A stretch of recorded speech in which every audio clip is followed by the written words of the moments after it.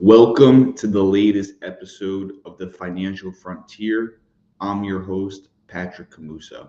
There's a lot that I want to cover today on the regulatory front, a lot of news in the headlines regarding tax enforcement and other Web3 aspects of, regulatory actions in Web3 that I want to go over today. So, a lot to cover here. I'm very excited for today's episode. I want to get right into it, and I want to start by sharing my screen. Um, Give me 1 second here. And for the podcast viewers, this is also a video broadcast, so I do share my screen, but I will explain everything that I'm sharing if you don't have a video viewpoint. So let me just make sure this is going good. So firstly, I want to announce the release of my book, and I also have a copy here. It's called Navigating the Sales Tax Maze, Wayfair 2.0 for Web 3.0, from virtual assets to real obligations, decoding tax compliance in the digital realm. So this book is going to give you an overview on sales taxes and other indirect taxes and how those taxes can apply to on-chain transactions, with a heavy focus on sales taxes applying to NFTs, because this is something that is going overlooked industry wide. We've seen this book will explain, we've seen many states already give guidance regarding the taxability of NFTs as it relates to indirect taxes. And what I'm seeing is industry wide non-compliance. So, sales taxes and NFTs sort of feel to me like crypto taxes back in 2016. It's this consideration that is going overlooked significantly, and as a result, just creating this huge industry-wide tax risk. So, the reason I wrote this book is because I think we need to be making more people aware of this. And, the first step is with education, and that will hopefully lead to compliance. And, me and my team will be there to assist with that as well, of course. So go to Amazon. You can type in Navigating the NFT Sales Tax Maze. It'll pop right up, and you can get your copy today. So next, I also want to point out we just did a presentation with CryptoWorth.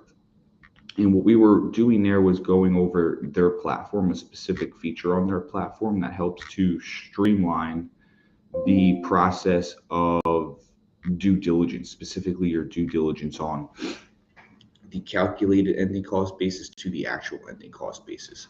The reason I'm really happy with this and was excited to do this was because this is another item where, when I'm trying to onboard a new company or even a new investor into my firm, and they have had prior accounting completed, either self-managed or by another firm, the first thing we need to do is roll over their detailed ending basis into the new tax year that we're going to start.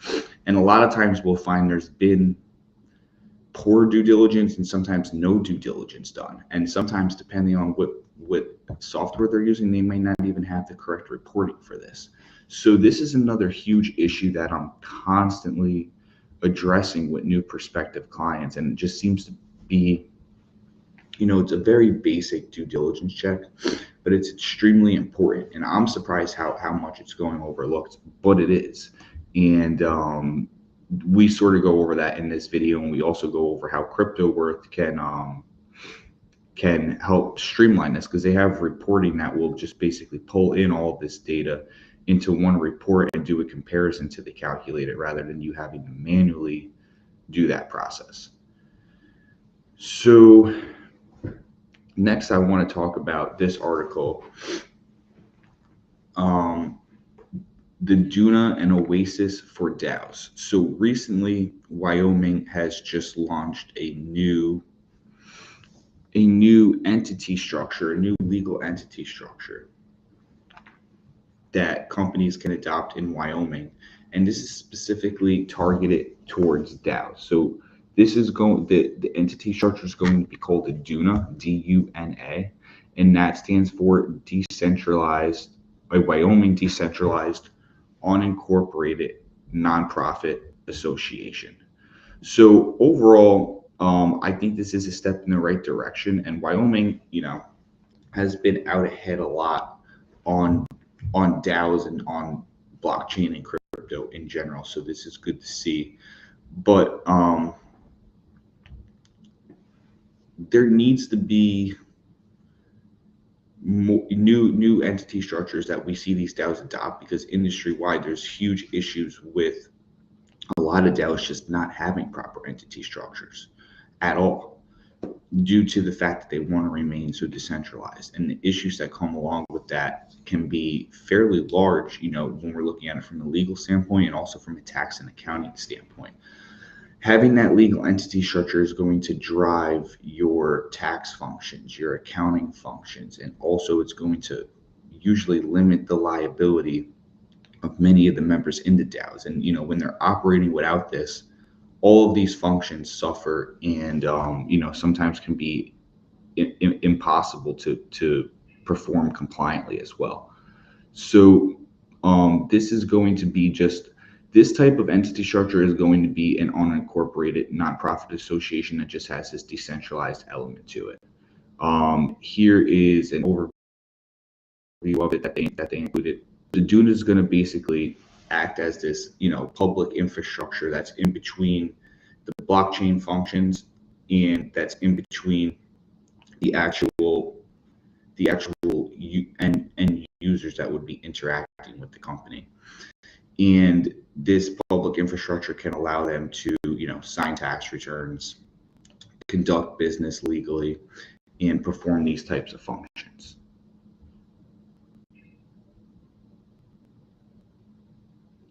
So here it says, DAOs that fail to use legal entity for their organization are deprived of a legal existence, unable to pay taxes, and exposed to potential liability. So that's exactly what I was saying. It's just so much risk right now to be operating a DAO without a proper legal entity structure, and that's why these emerging structures that are trying to be more DAO friendly are important to at least consider. And if you don't take on these structures, you should take on some other form of a legal entity structure. And as it says here, a lack of legal entity structure also threatens the privacy of DAO members.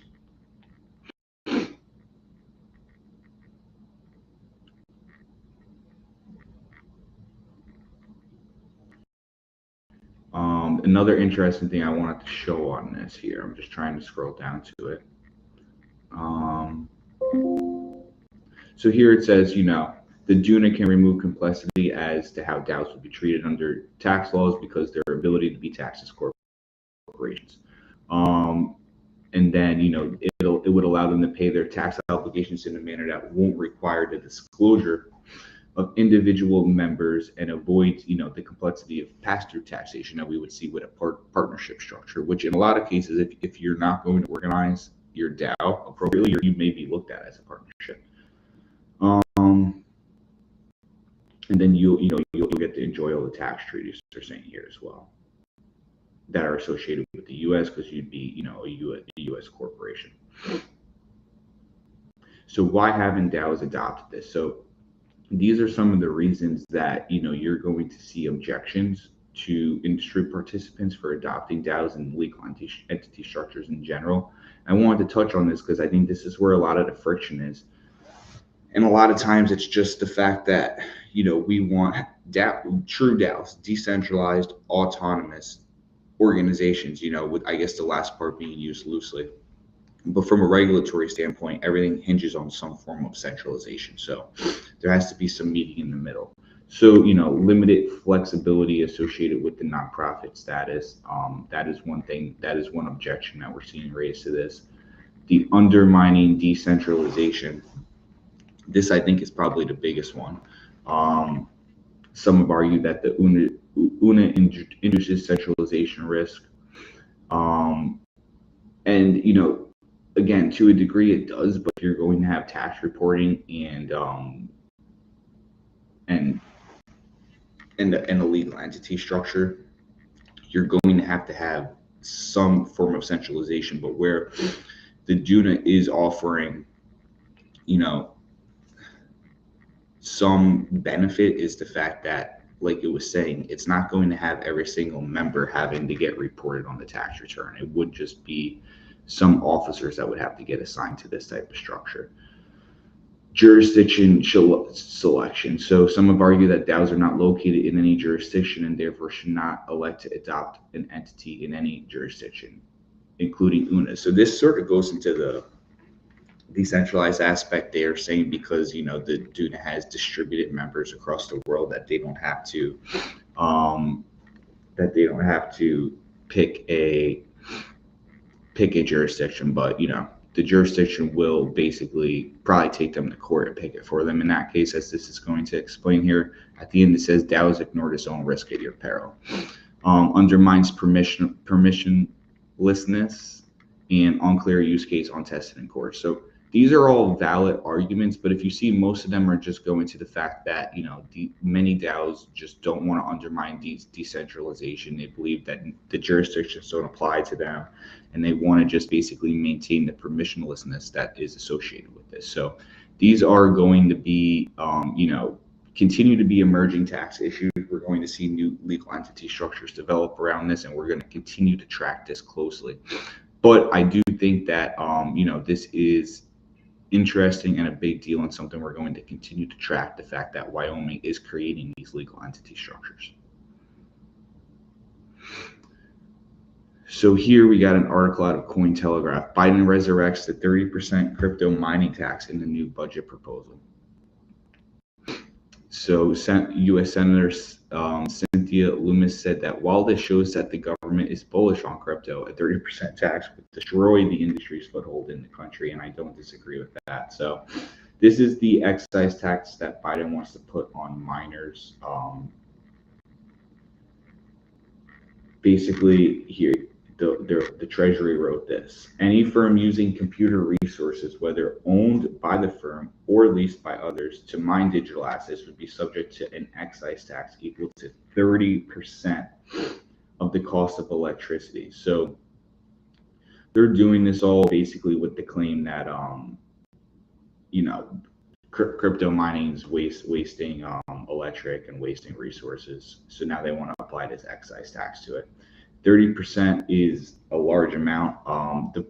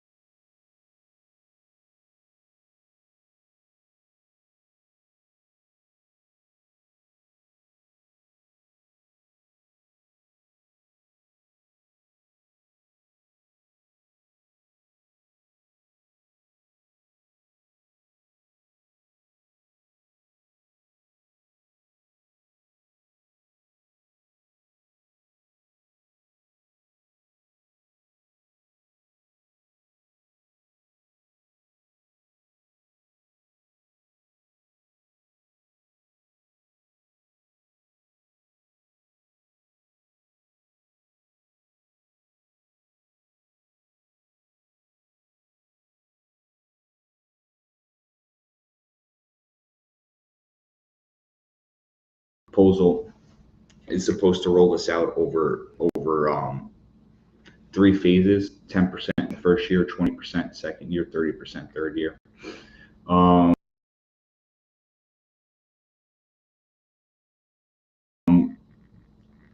but that is going to hurt miners significantly. I believe a lot of them maybe would even want to start looking at other options if they're large enough outside of the U.S. So we'll see if this proposal gets accepted, if this gets accepted as part of the proposal. What I will say is, this has been something now that you've probably seen me talk about a few times, because it is something that keeps getting proposed but not passed. And we'll see if that's the case this time, or if they'll be able to push it through. Of course, I'd like to see this tax not get levied on miners, but it is something we're going to have to watch closely and plan for appropriately. So next, Tumi Cinema Eye exempting small crypto purchases from capital gains. So this may be something else you've seen me talk about before that is sort of getting resurrected now in a new attempt at getting this passed in a new bill. So Senators Pat Toomey and Kristen Sinema from Pennsylvania and Arizona introduced legislation that would exempt small crypto purchases from capital gains. So this is basically a de minimis exception where they're trying to have personal transactions that are under the threshold of $50 be exempted from capital gains. Where this would help the industry would be removing some of the accounting and administrative burden, as well as the tax burden, from people that want to use crypto for everyday transactions. You can picture now, if you wanted to use Bitcoin, Ethereum, or some other asset for a micro transaction like this now at a convenience store, you're going to have to be tracking that for tax and accounting purposes. And if you're going to do that for all of your transactions, it's going to create a burden for you as the taxpayer. So this de minimis exception could be great for that purpose. And this is something I've been wanting to see get passed for some time, but this is another one of those proposals that doesn't ever seem to get passed. But, we're seeing another attempt here at it, so we're going to watch this closely as well.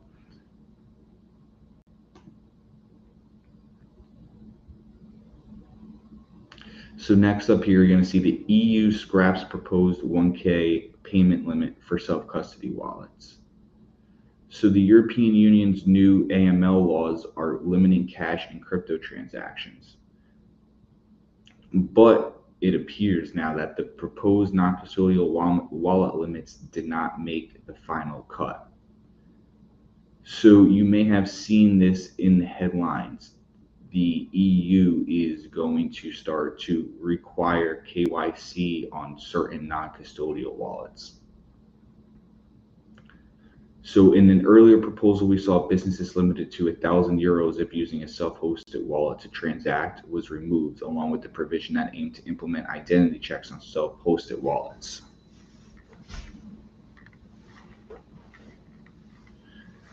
Now, crypto exchanges, which they refer to as crypto asset service providers, must perform customer due diligence and identity verification checks on users who carry out businesses transactions of at least €1,000. So it looks like they removed this for non-custodial wallets, but basically they're still applying it to exchanges. It also says here that they must apply mitigating measures to transfers between their platform and self-custody wallets where users hold private keys, which include at least verifying the identity of exchange wallet holders where funds from a self-custody wallet were sent. So, here what they're doing is basically closing the gap of pseudonymity in wallets, and we're going to start to see more and more requirements from a regulatory perspective that require the KYCing of non-custodial wallets. Now, this may be requirements that we see via the EU. This may start to become a requirement for, sales tax or other indirect tax purposes, or this may be something that we see here in the US as part of the proposed broker regulation. So I think we're seeing from a lot of different perspectives, the goal of regulators is to get a higher level of KYC on these non-custodial wallets. So this is something we're going to be watching here further in the EU and to see how this develops. Next, we have news out of India on the indirect tax based on digital assets. So India seeks info from crypto exchanges as it molds a GST on assets. So India's Central Board of Indirect Taxes and Customs, the CBIC, who's responsible for the formulation and collection of indirect taxes, has asked major cryptocurrency exchanges to provide details on the type of digital coins being traded along with their valuations. So it's just asking for basic information. It wants to know the fees, the types of assets, and what it's exploring is a GST tax, which is a indirect tax. It's sort of like their version of sales taxes. And they, may start levying this on certain types of cryptocurrencies. So we're going to see tax authorities worldwide start to look at how indirect taxes apply to crypto transactions. We're seeing that now with India with GST. We're seeing that here in the States with sales taxes, and we've seen it across many other countries. Most recently, we've also seen it in Canada along with many others. So this is something else, that I am expecting to pick up, and that Web3 businesses are going to want to watch closely to ensure they, continue to stay in compliance with all of their transactions. So here I wanted to go over briefly a case study of a client that we worked on. So with this client, the biggest issue with them was getting like this happens a lot where, a client will work with us and they've gotten prior year accounting done somewhere else. And, the first thing we have to do is basically, if we're going to start with prior year accounting from someone else, we need to make sure that the prior year accounting was accurate. In this client's case, they, under advisement of their prior firm, made the error of selecting highest in, first out across their whole entire portfolio. And I see this as a common issue. People just want to get the lowest tax rate possible, but they're not thinking from a compliance perspective as well. And, in this person's portfolio, they were not meeting the requirements for specific identification. Mainly, they weren't managing their assets on chain in a way that can facilitate the accurate reporting of specific identification. And that really went for any of their assets, but they were blanketly choosing HIFO across all of their assets. So what we had to do was go back and recalculate their portfolio using the right accounting method, which is FIFO in their case. And then we had to roll their basis forward each year so then we can do the correct current year calculation.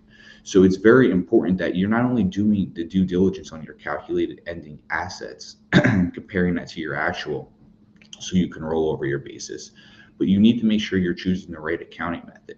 And you don't want to fall into this trap of choosing HIFO because it's going to just give you the best tax outcome if you haven't been managing your assets on chain properly to be able to substantiate what you're claiming under HIFO. So if you're just, buying a bunch of fungible cryptos on exchanges and then sending them to cold wallets and commingling them all together, it's unlikely you're going to be able to apply specific identification because you're not going to be able to choose which asset that you're selling or transferring at any given time at that point of the transaction. So that's why you're going to have to default to FIFO in most cases. Now, there are isolated cases where, specific ID can work, but I see most people, who are just choosing HIFO as a blanket election on their portfolio are doing this under misguided advice, and it can create huge issues from a current year tax perspective, but also, it causes this basis issue moving forward as well, and it can be a lot to unwind. So that's basically what we had to do here with this client, was unwind all of this so we can get an accurate basis calculation for them. And this also eventually included us in many returns for them because of the inaccurate reporting in prior years. So next up, I want to point you to our firm's website at camusacpa.com to our latest blog. What you need to know about the statute of limitations on cryptocurrency taxes. So this is a question I get a lot. I think this is really important, especially considering we're still working with clients every day going back into the 2016, 2017 timeframe. So I'm not going to go over all the details of this, but this is going to go over, some of the considerations around cryptocurrency audits and really focus on the statute of limitations and how that can apply in various types of scenarios. So, give this a check. I think, if this is something that you're wondering about, this article is going to do a great job of explaining it. And there's some good information in there as well, just about the audit process in general. Lastly, I would, if you're on the website reading the blog, head over to the newsletter section and sign up for our newsletter, the Digital Asset Digest. We are delivering weekly information to your inbox. Some of the things will be things that we cover on this podcast, and then there's a lot of things where I just don't have time to get to it on the podcast. We also bring on special guests and have them do pieces in the newsletter. So there's a lot of valuable information there that's going to keep you up to date above and beyond this podcast, because there's more information that I can put in that. So I would encourage you, to check this out as well. And I think that it can offer you some significant benefits in terms of keeping you up to date on the regulatory environment. So those were, most of the items that I wanted to go over today. We still are on our final push for tax season here. So I'm trying to keep these brief. And, that is one of the big purposes as to why, because, we do have a lot of clients that we're serving now. And to that point, if you are a digital asset investor or you're a Web3 business owner and you're looking to get your accounting taken care of, or you need to get someone to manage your compliance and tax needs, look no further than Camuso CPA. And if you want to speak to me directly, you can reach out to me on LinkedIn. You can go to my website at camusacpa.com and fill out the contact us form. And we'll find a time for us to sit down, speak together, discuss your accounting and tax needs, and design the best accounting and tax compliance system for you. So if that's something that you guys are interested in, feel free to reach out. Otherwise, I hope you got some value today out of this stream on the financial frontier. And until next time, I'm